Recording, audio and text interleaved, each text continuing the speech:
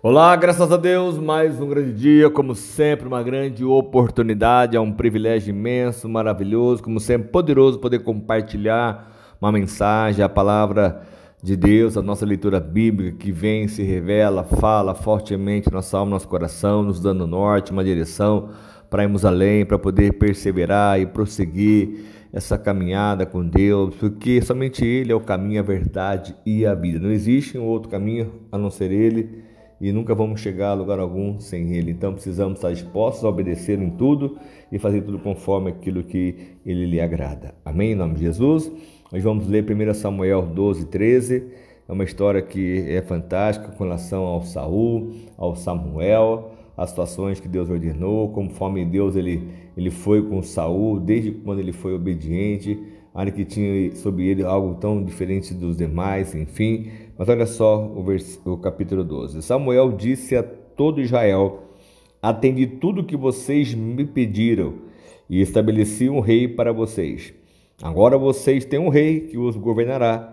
Quanto a mim, estou velho de cabelos brancos e meus filhos estão aqui com vocês. Tenho vivido diante de vocês desde a minha juventude até agora. Aqui estou. Se tomei um boi ou um jumento de alguém, ou se explorei ou oprimi alguém, ou se das mãos de alguém aceitei suborno, fechando os olhos para a sua culpa, testemunho contra mim na presença do Senhor e do seu ungido. Se alguma dessas coisas pratiquei, eu farei restituição e responder: tu não nos exploraste, nem nos oprimistes, tu nos tiraste coisa alguma das mãos de ninguém. E Samuel lhes disse: o Senhor é testemunho diante de vocês, como também o seu ungido é hoje testemunho que vocês não encontraram culpa alguma em minhas mãos. E disseram: ele é testemunha. Samuel andou de forma íntegra e idônea perante o seu povo, e assim havia o reconhecimento. Então Samuel disse ao povo: o Senhor designou Moisés e Arão e tirou os seus antepassados do Egito. Agora, pois, fique aqui, porque eu vou entrar em julgamento com vocês perante o Senhor, com base nos atos justos realizados pelo Senhor em favor de vocês e dos seus antepassados. Depois que Jacó entrou no Egito, eles clamaram ao Senhor, e ele enviou Moisés e Arão para tirar os seus antepassados do Egito e os estabelecer neste lugar. Os seus antepassados, porém, se esqueceram do Senhor, o seu Deus. Então eles vendeu a Sísera, o comandante do exército de Azor, os filisteus, e ao rei de Moabe, que lutaram contra eles.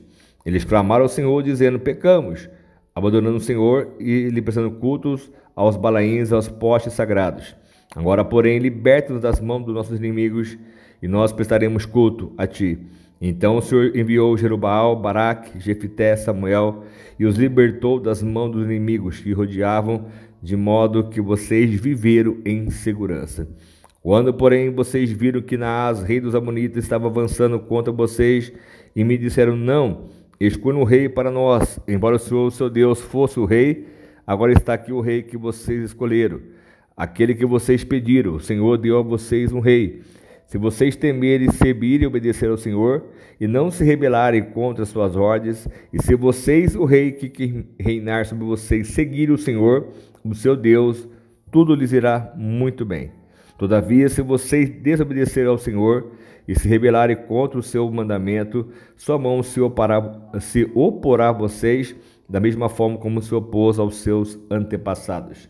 Agora, prepare-se para ver esse grande feito que o Senhor vai realizar diante de vocês. Não estamos na época da colheita de trigo?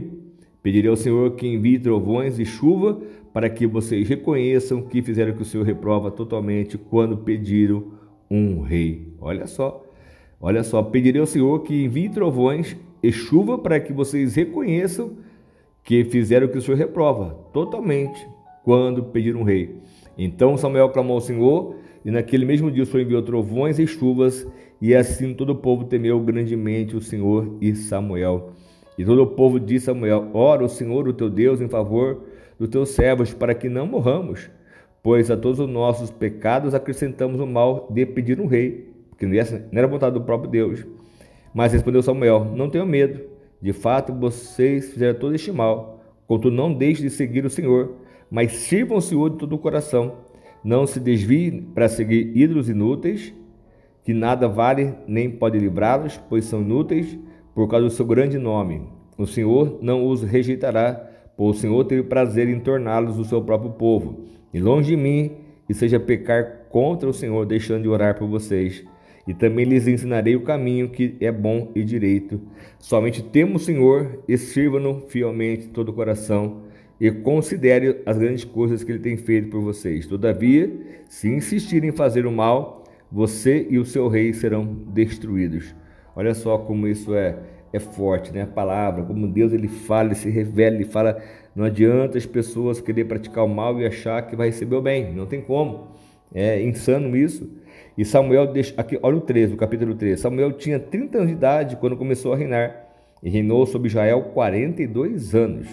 Saul então escolheu 3.000 homens de Israel, 2.000 ficaram com ele em Miquimás e nos montes de Betel, e 1.000 ficaram com Jonatas em Gibeá de Benjamim. O restante dos homens ele mandou de volta para suas tendas. Jonatas atacou os destacamentos dos filisteus em Gibeá, e os filisteus foram informados disso. Então Saul mandou tocar a trombeta por todo o povo, por todo o país, dizendo que os hebreus fiquem sabendo disso. E todo Israel ouviu a notícia que Saul tinha atacado o destacamento dos filisteus, atraindo o ódio dos filisteus sobre Israel. Então os homens foram convocados para se unirem a Saul em Gilgal. E os filisteus então reuniram-se para lutar contra Israel com 3.000 carros de guerra. Olha só como o exército inimigo era poderoso. 6.000 condutores de carro e tanto soldado quanto a areia da praia do mar. Eles foram a Miquimás, a leste de Bet-Aven, e lá acamparam. Quando os soldados de Israel viram que a situação era difícil e que seu exército estava sendo muito pressionado, esconderam-se em cavernas e buracos entre as rochas, em poços e cisternas. Alguns hebreus até atravessaram o Jordão para chegar à terra de Gade e de Gileade. Saul ficou em Gilgal, e os soldados que estavam com ele tremiam de medo. Ele esperou 7 dias, o prazo por Samuel estabelecido, mas esse não chegou a Gilgal. E os soldados de Saul começaram a dispersar-se, e ele ordenou: traga-me o holocausto e o sacrifício de comunhão. Saul então ofereceu o holocausto, e quando terminou de oferecê-lo, Samuel chegou, e Saul foi saudá-lo. E perguntou-lhe Samuel: o que você fez? E Saul respondeu: quando vi que os soldados estavam se dispersando, e que não tinha chegado um prazo estabelecido, e que os filisteus estavam reunidos em Miquimás, pensei. Esse é o problema de muitas pessoas, pensar: agora os filisteus me atacaram em Gilgal e não busquei o Senhor. Por isso me senti obrigado a oferecer o holocausto. Então ele pensou que o Samuel não viria, que tinham abandonado, que não era mais realmente conveniente esperar, aguardar, enfim. Porque os nossos pensamentos, quando somos pressionados, eles vão nos fazer pensar sempre de forma negativa. É raro as pessoas que conseguem se levantar em meio a um problema, uma opressão, uma situação. E por isso nós precisamos buscar em Deus, estar em Deus, caminhando com Deus, crendo que Deus está conosco e jamais vai nos abandonar. E aí então, não era para ele fazer o sacrifício, era para o profeta Samuel fazer. Ele disse que estaria ali 7 dias, ele ia chegar no tempo certo, na hora certa, no momento certo. Mas ele se sentiu obrigado, ele se violentou ao oferecer o sacrifício. E disse Samuel: você agiu como tolo, desobedecendo ao mandamento que o Senhor, seu Deus, lhe deu. Se você tivesse obedecido, ele teria estabelecido para sempre o teu reinado sobre Israel. Mas agora o seu reinado não permanecerá. O Senhor já procurou um homem segundo o seu coração e o designou líder do seu povo, porque você não obedeceu ao mandamento do Senhor. Então Samuel partiu de Gilgal e foi a Gibeá de Benjamim. E Saul contou os soldados que estavam com ele, era cerca de 600. Saul e seu filho Jonatas, acompanhados de seus soldados, ficaram em Gibeá de Benjamim. Enquanto os filisteus estavam acampados em Miquimás, uma tropa de ataque saiu do acampamento filisteu em 3 divisões. Uma foi a direção a Ofra, nos arredores de Sual, outra em direção a Bet-Horon, e a terceira em direção à região fronteiriça de onde estava o vale de Zeboim, diante do deserto. Naquela época não havia nem mesmo um único ferreiro em toda a terra de Israel, pois os filisteus não queriam que os hebreus fizessem espadas e lanças. Assim eles tinham que ir aos filisteus para afiar seus arados, enxados, machados e foices. O preço para afiar rastelos e enxadas era de 8 gramas, de prata de 4 gramas e para afiar tridentes, machados e pontas de aguilhadas. Por isso, no dia da batalha, nenhum soldado de Saul e Jonas tinha espada ou lança nas mãos, exceto o próprio Saul e seu filho do Jonatas. Você vê que uma situação, eles estavam para enfrentar uma guerra, e aconteceu então que esse destacamento filisteu foi para o desfiladeiro de Micmas. Então, amanhã vamos ler o 14, enfim, em diante do que está nessa história. Mas o próprio Deus deixou claro para o próprio Saul que ele desobedeceu ao Senhor. Para você vencer uma guerra, uma batalha, uma luta que seja sem armas, porque eles não tinham armas, não tinham espada, tudo era os filisteus que tinham a mão de obra, que faziam fazer, ninguém se procurou, ninguém se quis fazer realmente um curso, enfim, aprender a fazer algo. Naquela época estava nas mãos dos filisteus para poder ter armas, enfim, tudo que precisavam fiar tinha que os ferreiros dos filisteus. Nós precisamos então nos estabelecer, aprender de tudo, fazer de tudo, poder não estar na mão de ninguém.